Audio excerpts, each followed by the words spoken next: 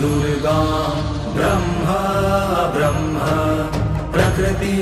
पुरुषरूपां विश्वरूपां सदसदस्वरूपां त्रिगुणात्मिकां च जगत प्रसूता अजानजाम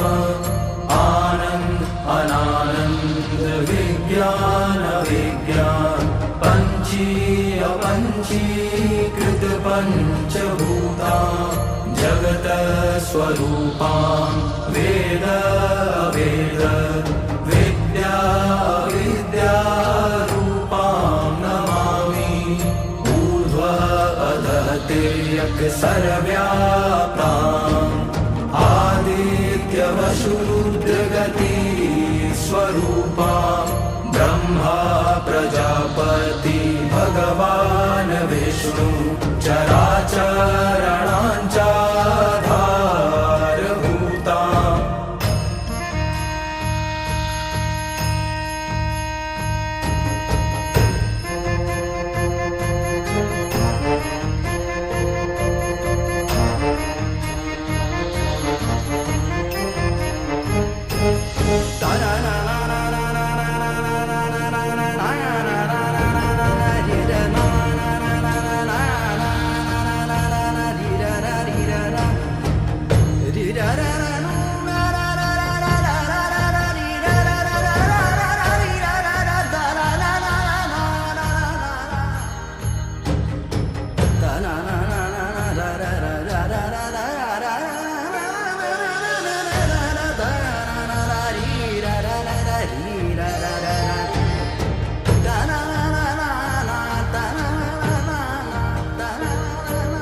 ब्रह्मा महेन्द्र विष्णु शक्तिं परमात्म शक्तिं ज्ञान स्वरूपां वागधिरूपां काल स्वरूपां मुक्तिं तथा मुक्तिदात्री विजयिनी नमाम्यनन्तां शुद्धां शरण्यां कल्याणदात्रीं दुर्गा शिवां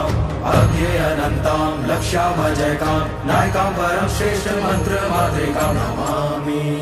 दुर्गां तां दुर्गमां समस्त पाप निवारणीश्च भजामि भवभीत भवतारिणीश्च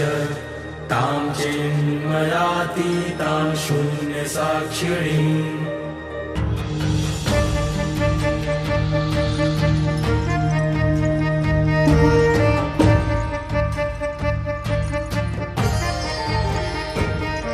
नमामि दुर्गां ब्रह्म ब्रह्म प्रकृति पुरुषरूपां विश्वरूपां सदसदस्वरूपां त्रिगुणात्मिकां च जगत प्रसूता अजानजाम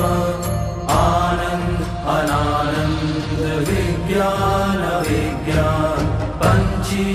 अपंचीकृत पंचभूता जगत